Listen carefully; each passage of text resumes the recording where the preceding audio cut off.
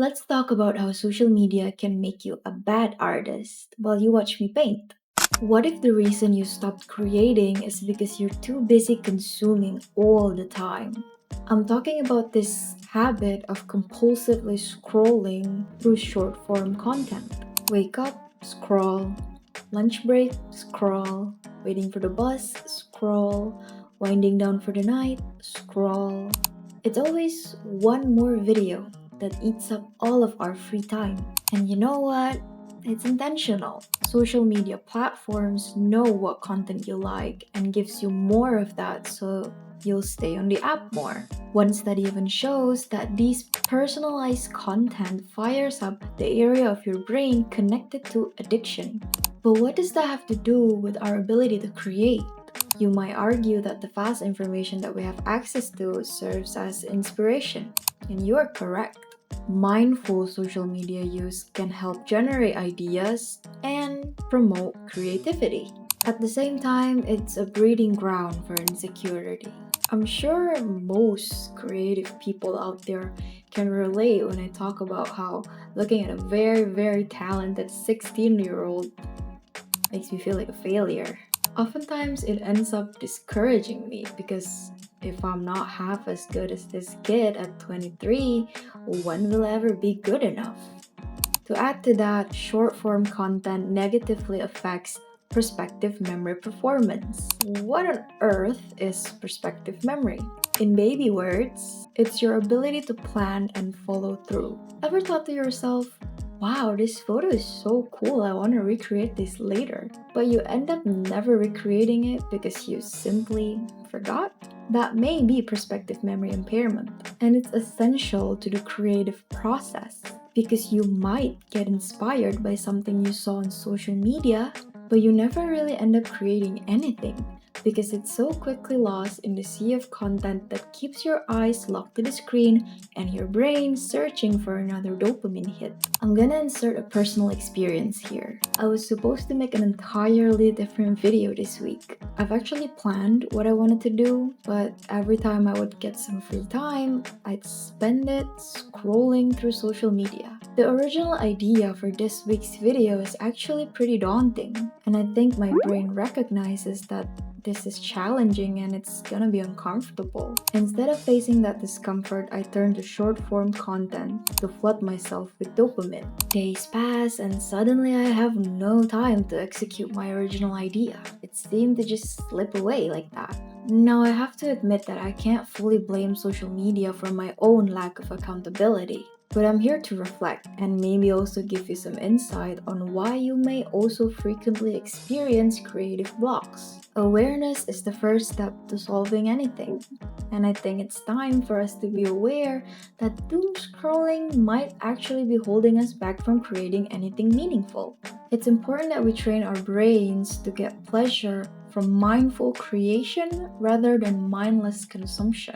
I recently listened to this podcast with the dopamine expert, Dr. Anna Limke. I don't know if that's how you pronounce her name, but she's a professor at Stanford University. In this podcast, the host brought up this statement of hers that said, "We are all wired to be addicted."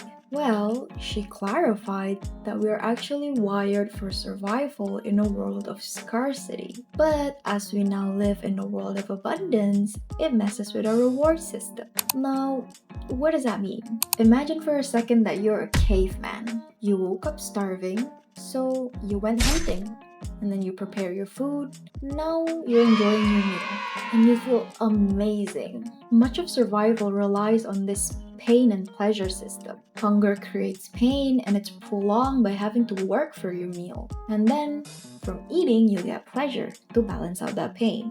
And you won't stay in a state of pleasure forever because if you don't feel the pain of hunger, you won't eat and you'll die. So you'll feel the pain of hunger again, and it drives you to search for your meal, so on and so forth. And this is how our brains are wired for survival. It keeps balancing out pain and pleasure. Now, we live in a world where we no longer have to put so much effort to get pleasure. We can have food delivered to our front door by just pressing some buttons on a smartphone. We exist in a time where we can get pleasure without the extensive pain of having to achieve it.